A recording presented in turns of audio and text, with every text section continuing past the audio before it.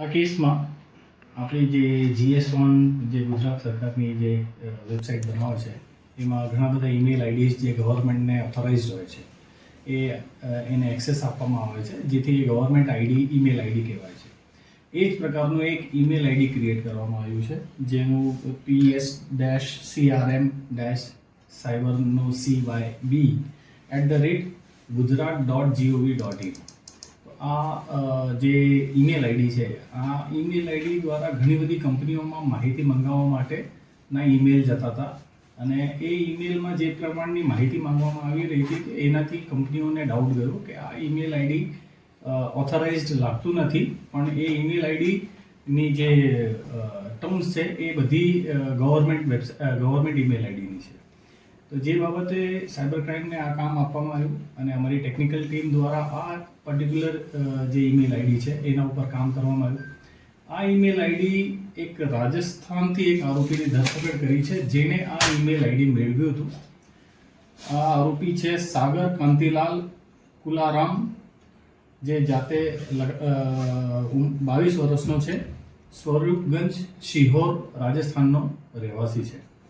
આ આરોપીએ આપણી GS1ની વેબસાઇટ ઉપર જઈને અને જે આ ઈમેલ આઈડી મેળવવા માટેની જે પણ કાર્યવાહી હોય છે એમાં ફોર્મ ફિલઅપ કરવાનું હોય છે, અમુક સહી સિક્કા પણ એમાં કમ્પ્લીટ કરીને મેળવવાનો હોય છે.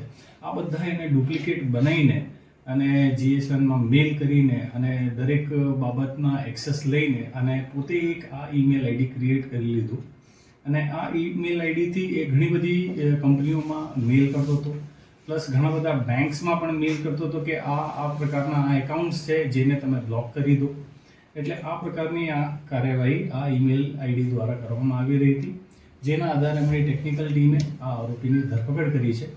હવે આને આ ઈમેલ આઈડી ક્રિએટ કરવા માટે એટલે એનો એક્સેસ મેળવવા માટે બીજું શું કામ કર્યું છે અને એને ખોટા સહી સિક્કા કઈ રીતના બનાવ્યા છે, એને એક્સેસ કઈ રીતના મેળવ્યું છે, હાલમાં આ આરોપીને અમે લોકો રિમાન્ડની કાર્યવાહી કરી રહ્યા છે અને એ બાબતની ડિટેલ હજુ અમે ઇન્વેસ્ટિગેશન કરીને કમ્પ્લીટ આ GS1 સુધી કઈ રીતના પહોંચ્યો છે એ બાબતની હજુ તપાસ ચાલી રહી છે. ગવર્મેન્ટનું જે GS1 જે કંપની છે એના થ્રુ જ આપણી વેબસાઇટ થાય છે, જેમાં છેલ્લે જે આવે છે gujarat.gov.in. આ પર્ટિક્યુલર ગવર્મેન્ટની જ ઈમેલ આઈડી છે.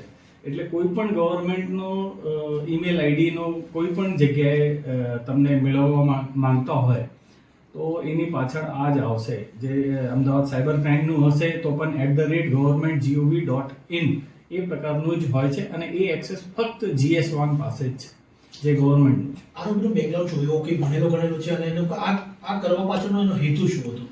હાલમાં એ અમે લોકો ઇન્વેસ્ટિગેશન કરી રહ્યા છે. એ પોતે સેકન્ડ યરમાં અભ્યાસ પણ કરી રહ્યો છે અને એ બાબતે અમે લોકો પણ તપાસ કરી રહ્યા છે કે આણે આ પ્રકારનું કૃત્ય કઈ રીતના અને એના મગજમાં આ બધી બાબતો કઈ રીતના આવી છે, જેનાથી આ પ્રકારનું એને એક્સેસ મેળવ્યું. સર, શું મેળવાય તો બેંકમાં ડેટા મેળવી અને કંપનીઓમાં ડેટા મેળવી? એ ઘણા બધા એને એકાઉન્ટ્સ છે, જે બેંકના એકાઉન્ટ્સ છે, કોઈના પણ બ્લોક કરવા માંગતો હતો, કેમ કે એ સાયબર ક્રાઇમના ઈમેલ આઈડીથી જે મેલ બેંકમાં જાય છે, જેના આધારે જે ફ્રોડસ્ટર્સ હોય છે એ લોકોના એકાઉન્ટનું અમે લોકો ફ્રીઝ કરવામાં આવે છે.